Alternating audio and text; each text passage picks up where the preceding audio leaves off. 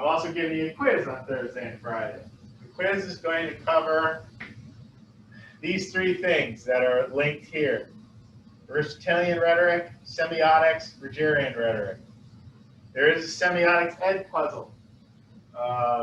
Obviously, I highly recommend that you watch and do that prior to the quiz. I go through this presentation and talk about it.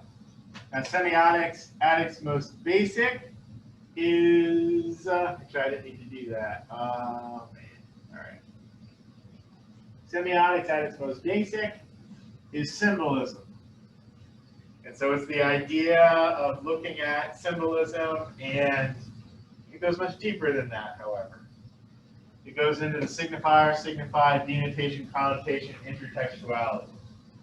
So in the presentation, I talked about the American flag and a situation where a teacher did and I might have mentioned in class, did a lesson where he stood on the American flag as a free speech lesson, and then he got fired. And why me standing on the French flag, I have one here, why that wouldn't cause me to get fired, but it's the same colors. And the answer to that question, why would one cause you get fired and why not the other, unless you were in France, is semiotics. That's the answer. And so it's this idea that we imbue things with meaning. So the study of signs and symbols. And I think I can also do another thing with it. I've been doing it too much this year, but I didn't do it in the presentation. But if you look at these terms, signifier, signified, denotation, connotation, intertextuality, if you look at the masks. So a mask as a signifier, well, there you have a mask. You're wearing a mask. What is signified on its most basic level? Protecting myself from a virus, protecting other people from a virus. The denotation, we see a mask. Now, though, there are different denotations. So some of us have surgical masks on. Oh yeah, we got the gator thing. I can't wait to get into that today. Some of us have your black mask on. Some of us have some more colorful, decorative sort of masks on. And so, oh wait, does your mask match your outfit? I think it does. Some people do that intentionally. It's like perfect matching, right? And so denotation, like I don't know. So that's just denotation, different types of masks. Connotation is, well, maybe I have a surgical mask on because these are, other than K95 masks, these are the best masks for deflecting the virus. And maybe you've got a neck gaiter on because you don't care about your fellow human beings. No, that's what it is. No, because I don't know what the denotation or the connotation of the neck. Oh wait, yours is a flag though. Isn't it a flag? I guess. Yeah. So you've got patriotic on, so there's connotation. You're wearing your neck gaiter because it is your patriotic duty. Yes. And then intertextuality. So this idea that text and audiences interact with each other. So I view masks as a positive. We have how many cases? 10.5 million cases in the United States total. Close to 250,000 people dead since March. That's 5 times. That's 5 flu seasons worth of people dead. And I view it as like a mask is a positive. But what if I were here and I didn't view a mask as a positive? So then I might look out at your mask and I might think, sheeple, why are you afraid of a virus? You can't live in fear. Get out there in the world. So that differing interpretation, we can both look at a mask and see 2 different things. That's intertextuality. So thoughts about that? Any questions about that or any questions about the quiz? Casey? What's the difference between signifier and denotation? So I think that's a great question. I think if you use the mask example, signifier, mask. Denotation, sort of like what it does, mask protects. So I use flags in there. Flag, denotation is emblem of the United States. Right? So it's sort of like the thing, and then like the literal meaning, and then the more subjective meaning. Yeah. That's a good question. So the quiz will also cover Aristotelian rhetoric, logos, ethos, pathos, intrinsic, extrinsic, all that stuff, and Rogerian rhetoric, the 5 steps of Rogerian rhetoric, Carl Rogers, humanistic, all that stuff. Remember we did that back in the day? Yes? Does it give the multiple choice? It's going to be a lot. So right now I have some multiple choice. I have some like fill in the blank. I also have some, I'm trying to leverage the new Canvas quizzes picture, and there's like hot spots, and you select the right hot spot. Pretty fancy. But like, yeah. Other questions? All right, cool. So that's what's going on there. The prints. One more thing before I set you free. Well, can anybody, it was the last thing. Can anybody tell me what we decided yesterday? I said it was a good example. Can anybody in here tell me what does that quote mean? That good advice depends on the shrewdness of the prince who seeks it, and not the shrewdness of the prince on good advice. Liam? It's like it depends on like these have the conditions or whatever as a prince. Like the people that they recognize that you want to receive good advice, like a truth, and take the truth, and it's like that trust goes both ways, and like it's successful. Yeah. You started strong. I think it broke down a little bit at the end, right? So like it depends on the conditions that you have set. And Liam talked about. So my advisors, if I'm a prince, my advisors know that I'll accept. I want the truth. They don't give me the truth, I'm going to be angry. I don't like flattery, and they know that their well-being goes up with me and also goes down with me. So this is shrewdness, means like cleverness. So I've set those conditions. So I now know that I'm getting good advice without necessarily knowing whether the advice is good or not. Can anybody explain what I mean by that? Claire? If the conditions are right, good advice will follow, and you don't need to worry as much about interpreting the advice and finding out if it's good advice or bad advice, because if the conditions are correct, it will almost always be good advice. Good. Excellent. And it will almost always be the best advice they can give you. And then he does say, ultimately, you have to be wise because you have to figure it out yourself. But if you set up those conditions, then you know your people are giving you good advice.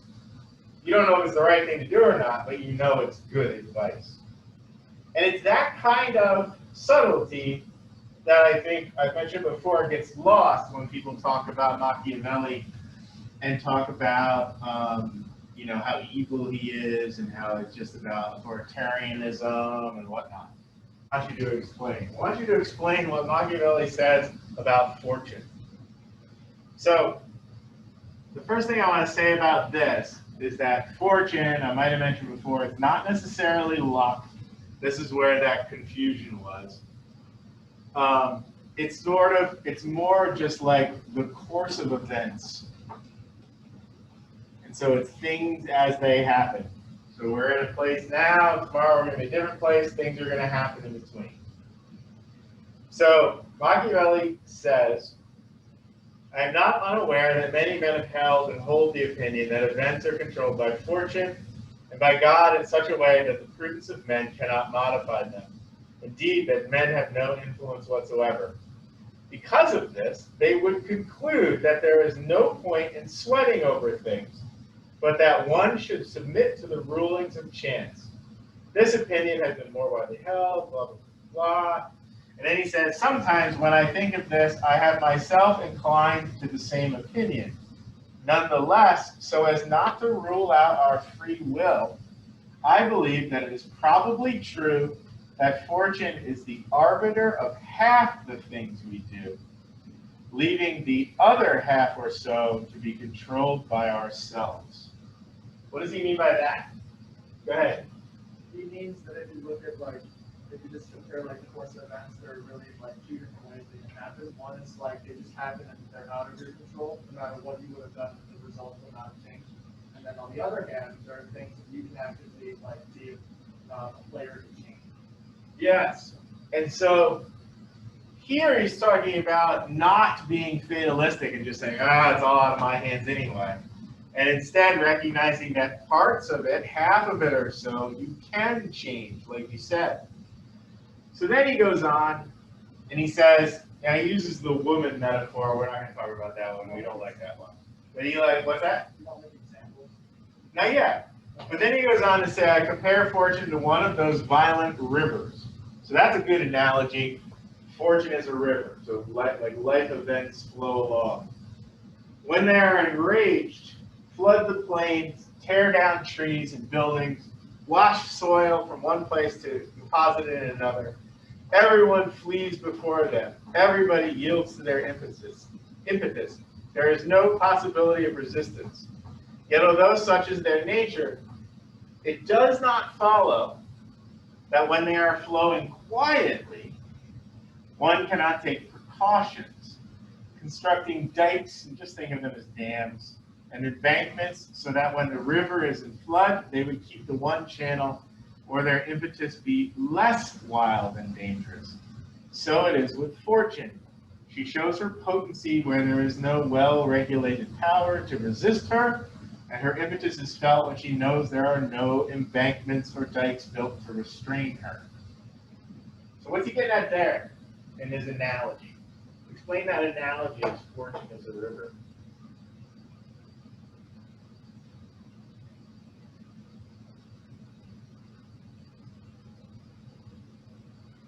Daisy?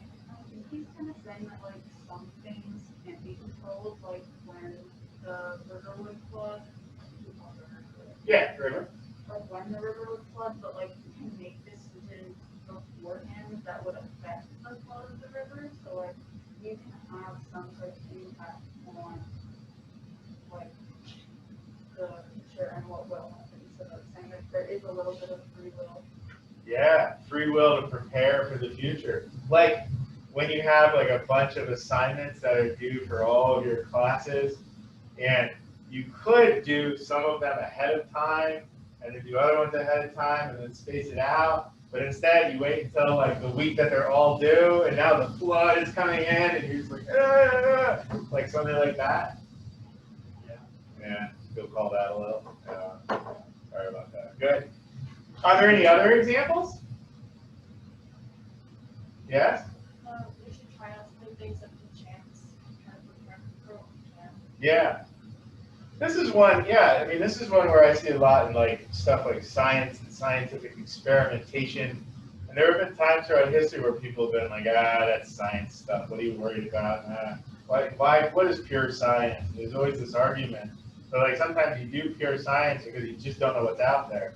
And then you do some experiments and you find this really cool thing, and then it becomes, I don't know, a vaccine for something, because that's all in our brains right now. So yeah, I mean, but really it's talking about from a political sense, like preparing, you know stuff is going to change.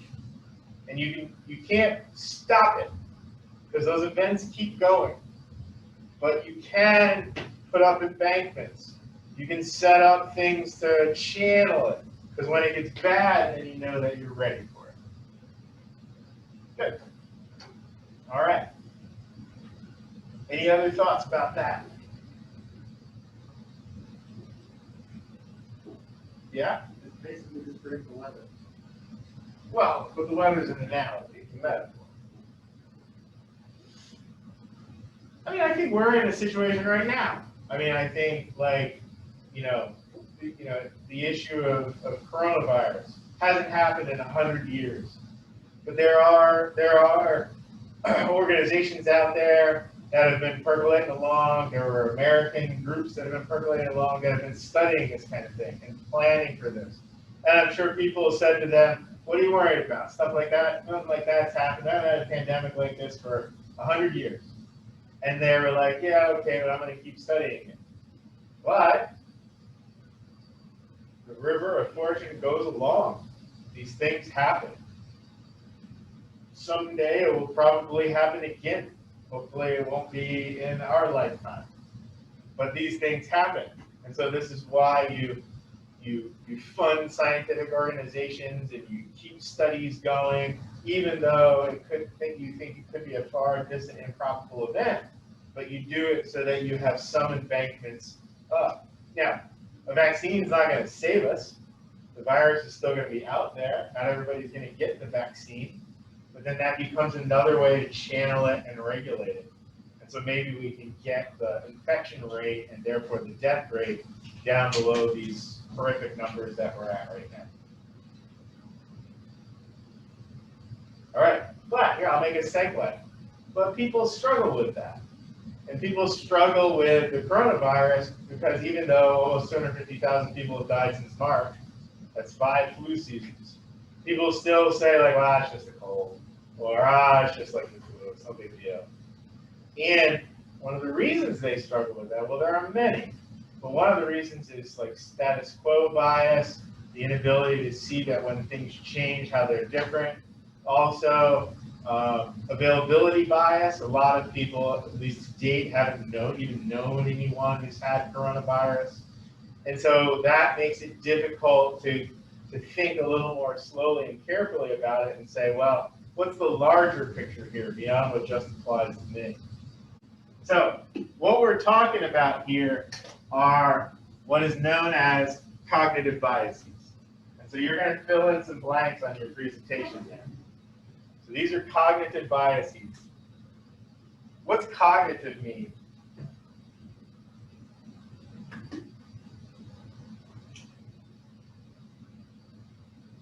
This is when everybody's typing and won't answer me.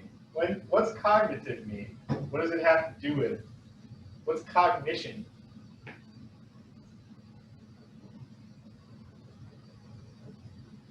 You know cognition. I've told you, I've said metacognition in here before. I'm going to wait until somebody Google it. I don't know. Google it. What's cognition?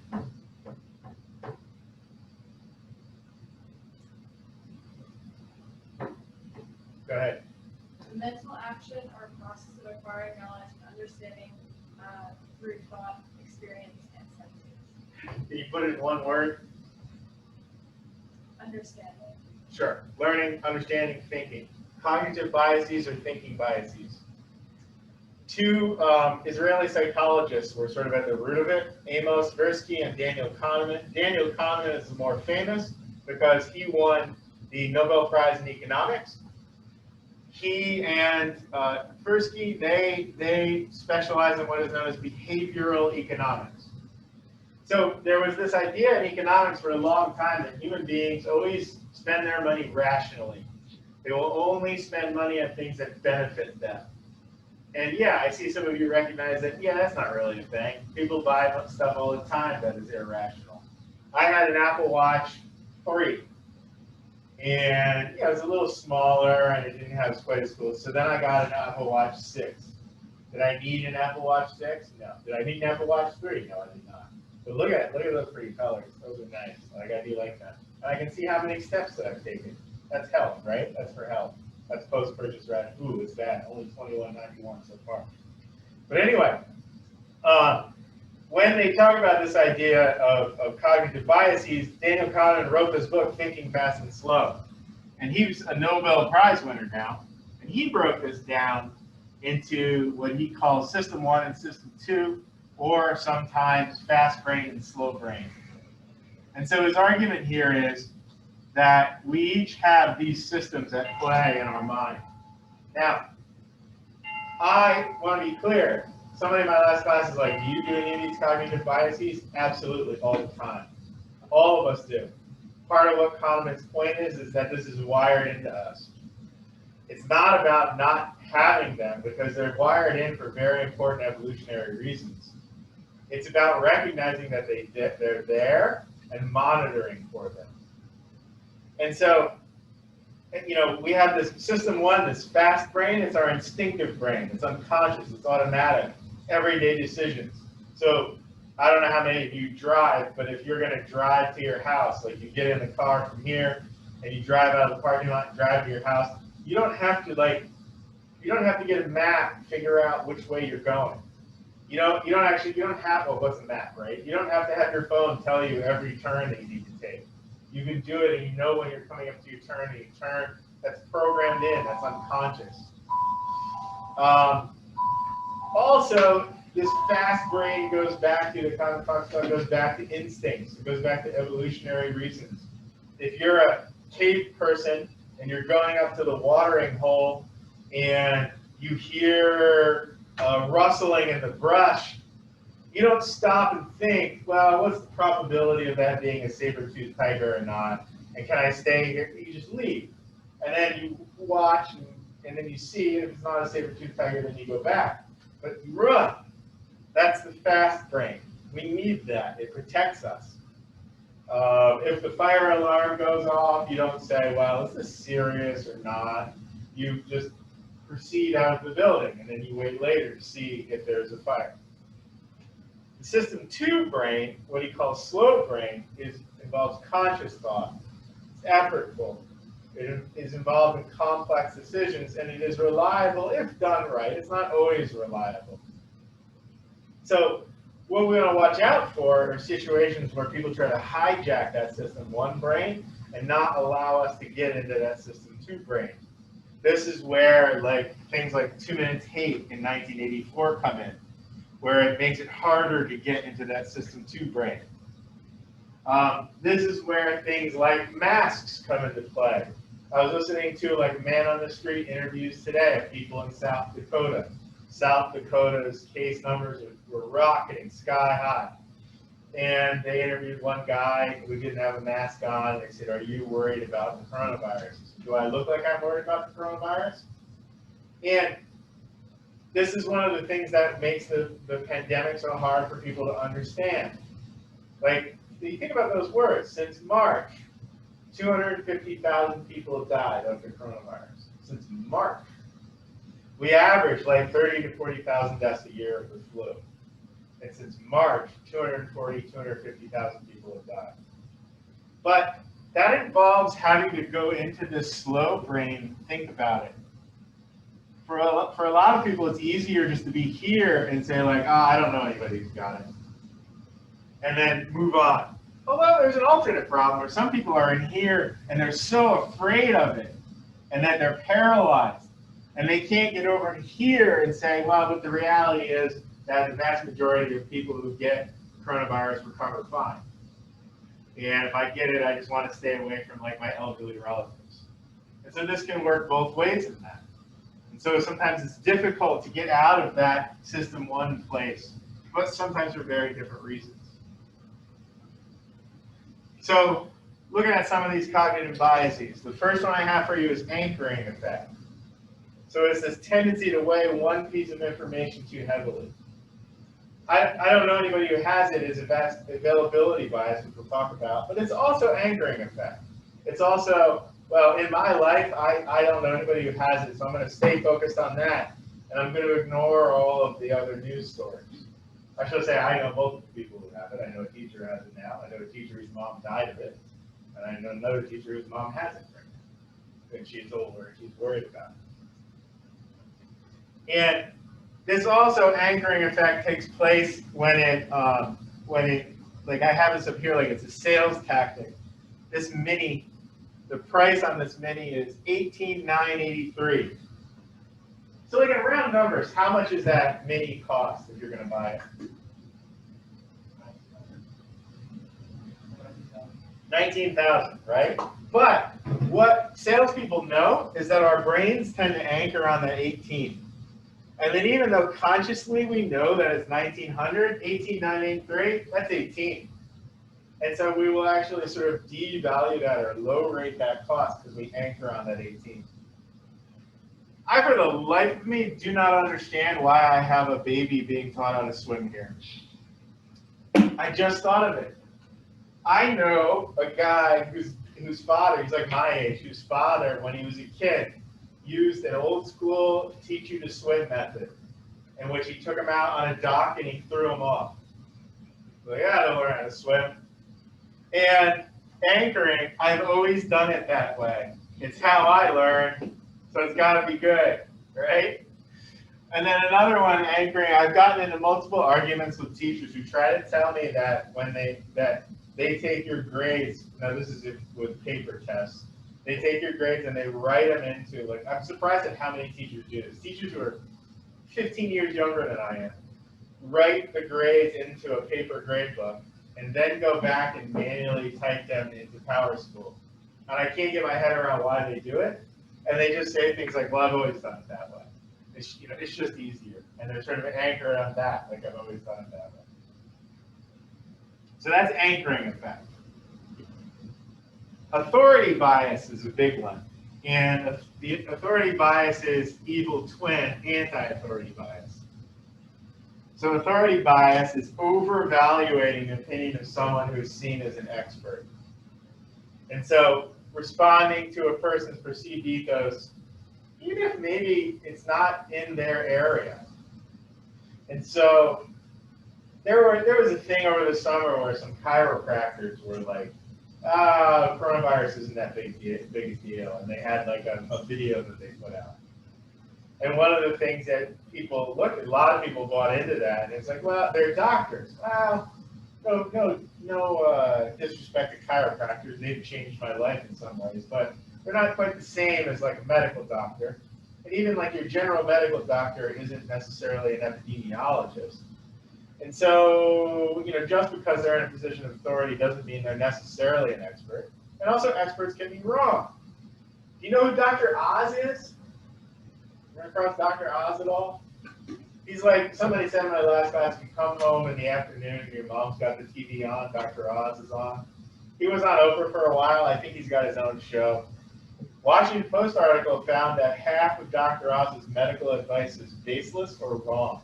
It was based on a study that they wrote about. I'll give you another one that's better, and that is Dr. Walter Freeman. This is going to be a little gross, I'll warn you. This is a technique that was cutting edge in the 1950s.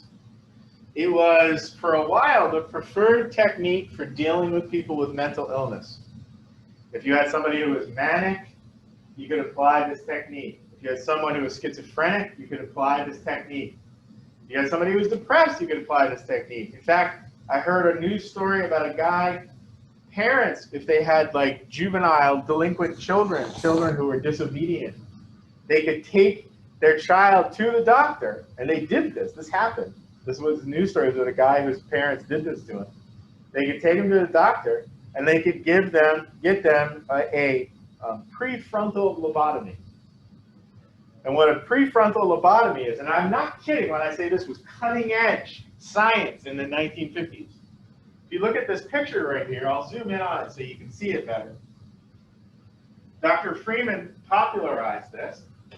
They would take this long pick kind of thing, like almost like an ice pick, and they would put it in next to the eyeball, and then they would slide it in next to the eye, and then it would touch the skull right behind the eye cavity. It's kind of thin. They take a hammer and whack on it, and it would break through, and it would go into the brain, and then they would just wiggle it around. Now, I can see a few people are upset by this image, so I'll make it smaller now. And they would just wiggle it around. And what that would do, when they wiggled it around, it would essentially destroy the frontal lobes of the brain. Now, if you had somebody who was manic, it would calm them down. It would. Now, it would also destroy most of their capacity for logical thought and make it difficult for them to talk or read or think, but it would calm them down. And I kid you not, that was cutting edge psychiatry in the 1950s. He was hailed as like this miracle worker. In fact, if you read about him, he would do exhibitions where they would just line people up. And he would go in and go whack, jiggle, jiggle, jiggle, whack, jiggle, jiggle, jiggle. And he would just go down the line. And he bragged about how fast he could do it. So look up prefrontal lobotomy if you want something for your nightmares. And this was the cutting edge science. And so, the next one, the anti-authority bias, I understand why people have fears about science and medicine, because there is always this fear that like you're in a place where like, well, this expert knows this thing, but how do I know that they're right? And I understand that. And it has a lot to do in part with vaccination fears, which are becoming like a big deal, even more so now that we have such a big anti-vax community in the United States. And they buy into a lot of this anti-authority bias. And so what anti-authority bias is distrusting and rejecting information from official sources. I would argue this is also, go back to that media talk that we had, this is also automatically distrusting a source because they are mainstream media. CNN, can't trust that. But even like all mainstream media, can't trust them. And this is where excessive ethos is given to non-mainstream sources. And one of the things about vaccine issues that is interesting is that this is another, privacy and vaccines are both issues like this. They appeal to people on both far sides of the political spectrum. When it comes to vaccines on the right, and like masks on the right, it's more of a thing of, well, it's the government trying to control us. It's the government trying to inject us with Bill Gates's microchips in the vaccine. And then on the left, it's this idea of, well, it's not natural. It's unnatural to give these things. And we should go back to the ways that we have always done because they're the natural ways that we have evolved with. And then the answer is, well, yeah, but like many people used to die of these diseases, and so now we don't have them anymore. But I've never been one of those people who is like shaming of, I know there's all this anti-vax mob and stuff like that on the internet. I've never been one of those people who's into shaming that because every year I have had at least a student in class who has not been vaccinated for multiple different reasons. A couple of years ago, it was because, in fact, one girl, her dad was a chiropractor. And so I don't get into the shaming thing there. Like, I understand it. I understand where it comes from. The other weird thing about anti-vaxxing in this country is that it's kind of a combo deal where it kind of connects with authority bias and anti-authority bias. And a lot of people don't know about this. And I'm always, I'll stick with myself. I know exactly where I was. I remember the moment somebody told me this. And that is, all fears of not all, but a lot of our modern fears of vaccines come from fears of correlating vaccines with autism in young people. And all of that fear came from one study that had 12 people in it. And literally, I can picture where I was, down there, first floor, Mrs. Nash's room, and Mrs. Rissmiller told me this. And I was like, say what?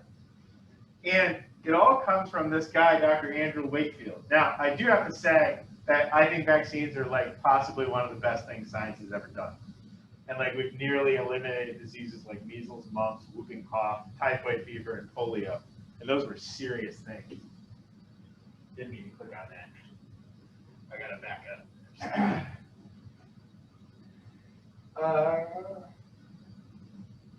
And so vaccines, really big deal. Like I'm all for them. But it started with this guy, Dr. Andrew Wakefield. 1998, he published an article in The Lancet. So now, this is the authority thing. He's an authority, he's a doctor. The Lancet is a super famous medical journal.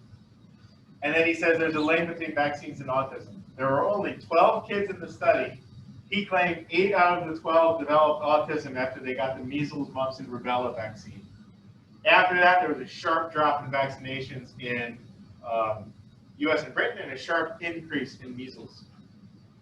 Then, hundreds of other studies tried to duplicate his results. They all failed. So this is peer review and repeatability. They all failed.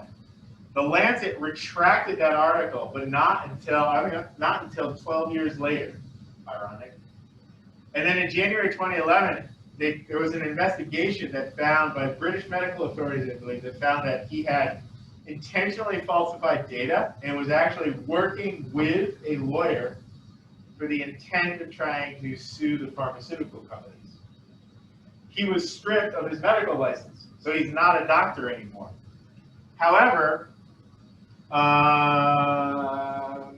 he is still, oh, Jenny McCarthy. I wasn't going to get into Jenny McCarthy. He is still, where is he now? He's in Texas somewhere, Wakefield is, and he is at some sort of Institute for Healthy Living or something, and he's like a consultant there. And people who are anti-vaxxers hold him up as like a hero. Now that he has been stripped of his medical license, he has now become a symbol of, or a signifier of anti-authority. He's sticking it to the man. Which, think about it, at first, he was the man. And they were like, yeah, I believe him. 12 kids. And now he's sticking it to the man, and they're like, yeah, I believe him. So interesting. But that's it. There has never been proven a link between vaccines and autism, but if you go out there right now, you'll find somebody who believes it. Questions about that? Or thoughts? All right.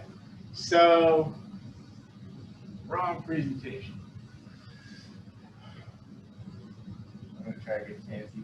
I failed. All right.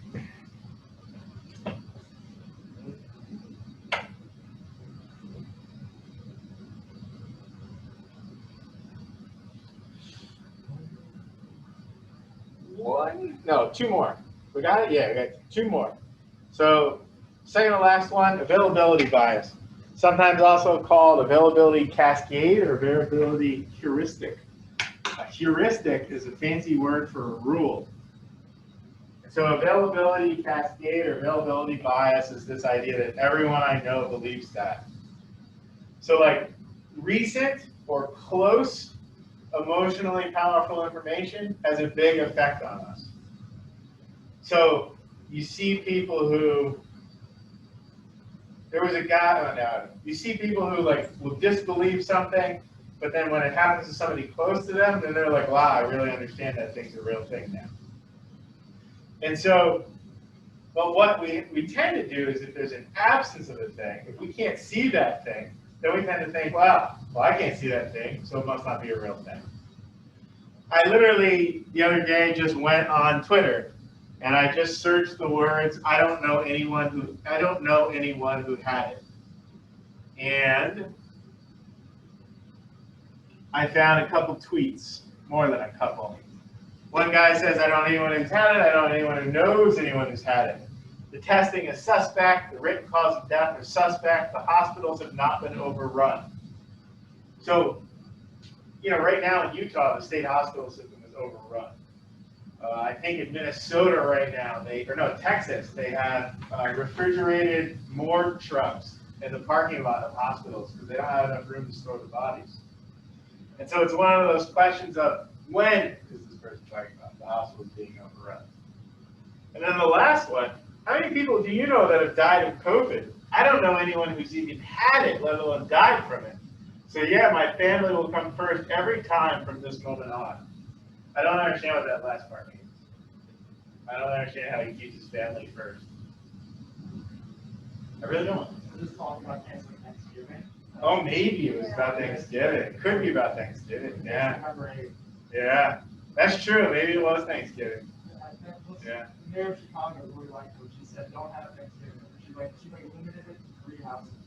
3 households. It's like some states are limiting. They're saying like, oh, you can only, like I know in New Jersey, like they're basically canceling Thanksgiving. It's like, oh, you can only have 10 people, but then it's like, oh, you can have 30 for like a funeral. So that people are like, oh, I'm having a funeral for my turkey. Like that could like. Right. I don't know about the specific state laws, right, on that. But yeah. It's different all over the place. So I want to get to the last one. So I don't want to talk about Thanksgiving right now. But my point being about these tweets is that it's availability bias. So just because you don't know anyone who's had it, it doesn't change that we've had 10.5 million cases and 240,000 people have died. And I would argue that in some cases with that, it is also an issue of like bargaining. I think, so if you look at like the stages of grief, the bargaining stage, the denial stage, I think I said to you like on day one of the school year, we're in an unusual time, and we're all in a traumatic situation. And part of traumatic situations is grieving, and part of grieving is denial, and also trying to like negotiate with it. So I didn't get to the last one, which is confirmation bias. So we'll talk about it next time I see it. It's highlighted because it's often referred to as the mother of all biases. And that is, we love data that supports our preconceptions.